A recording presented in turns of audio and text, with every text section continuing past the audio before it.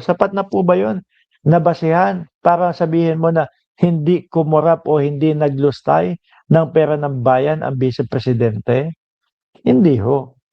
Ikalawa, mga bossing, sila Narbasa, yung mga objection nila, halatang pampatagal lang, halatang paulit-ulit lang, halatang panglito lang doon sa mga witness. 'Di ba? Kasi alam nila mahihirapan sila eh. Diyan pa lang po sa sa unang parte ng impeachment, yan pong mismong yan pong mismong pagbabanta sa buhay ng presidente.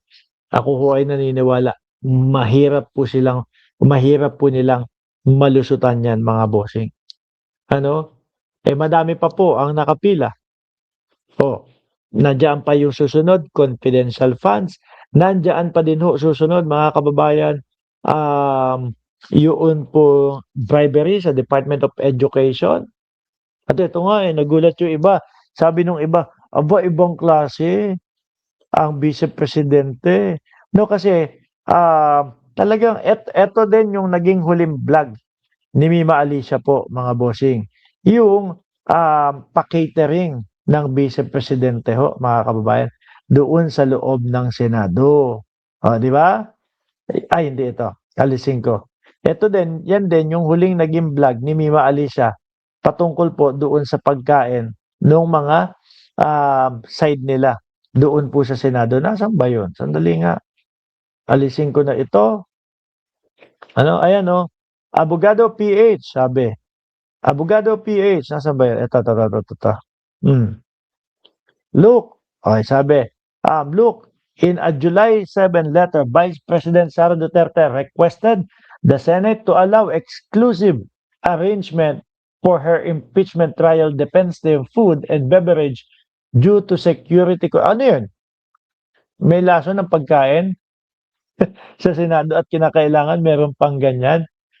Beverage due to security concern and also ask the chamber to shoulder the... Wow,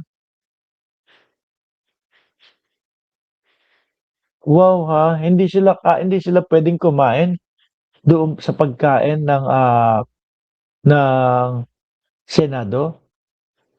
Tayo po ang babalikat niyan, no?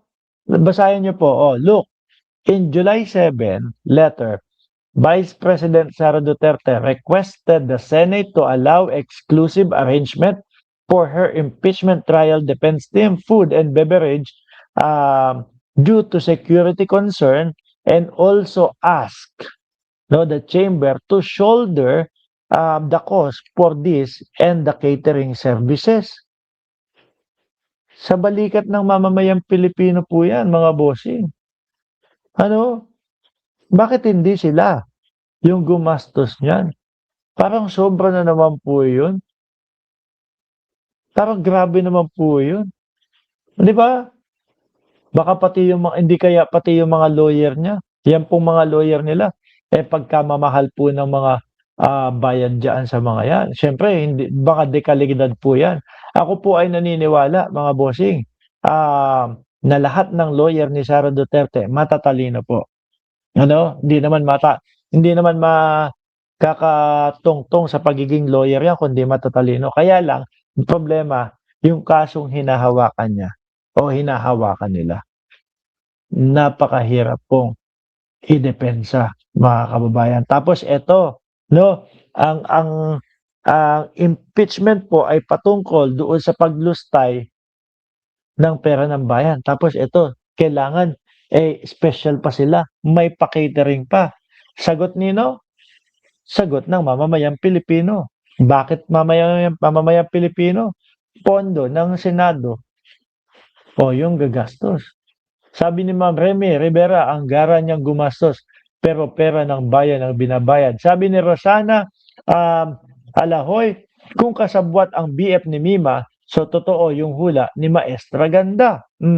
Sobra na talaga, panggugulang ni Sara. Pera pala ng bayan ang ibayan po. Grabe na yan, sobra. Hindi na sila nahihiya niyan, 'no? 'No? Hindi na ho sila nahihiya. Biruin mo, Senado o Chamber o ay naku, wala ka na talagang masasabi dito ho sa mga ito, mga kababayan, 'no? Pero kagandahan, hindi sila umuubra kay Direktor Matibag. Ayan. Kahit ano pong pagtitibag nila, kay Direktor Matibag, mga kababayan, ay hindi nila matibag. Oh, hindi ito, 'no? Sabi nung mga iba, yung sa mga DDS, naku wala, nilalamon, napapalunok, hinihingal si Direktor Matibag, 'no? Pero hindi po, nile-lectureran at ilang beses pong napahiya na, yung depensa ng Vice Presidente. Yun nga lang hong ask and answer na po iyan, 'no? Na mismo si Chis Escudero, sinabi, "Oo nga, naitanong niyo na yan, nasagot niya na din yan." Sa madaling salita po, pinapaikot, pinapaikot, pinapaikot lang nila, mga bossing. Ang mahirap niyan, chef, baka gusto pa nila ng high protein diet, tapos ano pa, ano, um, siyempre yung iba diyan baka mga Muslim o halal, 'di ba? Tapos yung iba diyan ay, may mga request, ay yari, kawawa na naman ang pondo ng bayan. Sabi ni Dutdut Pintura, matibay si Direktor Matibag, sanay na humarap sa husgado. Biruin niyo nga po, 'di ba, na ano niya si Binluan, na ano, na napa-stop niya na sumagot si Binluan. Tsaka yung mga paulit-ulit na lang po, mga kababayan, yung mga tanong na, 'di ba ang NBI ay nasa ilalim ng ganito, DOJ, ang DOJ nasa ilalim ng Pangulo, yung gustong palabasin po na may utos ng Pangulo, yun pong, pagpapa-impeach sa Vice Presidente. Parang ako nga iniisip ko, 'di ba may karapatan naman siya na siya yung magreklamo kasi siya yung pinagbantaan ng buhay. Sabi ni Ignacio Belota, live pala, shout out, watching from Afghanistan. Aba, ingat kayo diyan. Oo. Sabi ni Abing Sulit, ibinoto nga, pero pinagsisihan na, 'no? Yan lang ang paraan, impeachment para mabawi sa kapangyarihan, mga bossing. Mahaba-haba pa ho ito, mga bossing, itong impeachment, at tingin ko po hindi sila uurungan niyang si Direktor Matibag. Tuloy-tuloy lang po 'yan, mga kababayan. At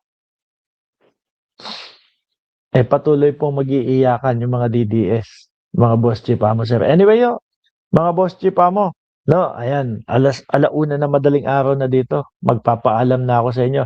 Sama-sama tayo mamayang 8:00 o 7:00 ng gabi, Pilipinas time. Maraming salamat and God bless po sa ating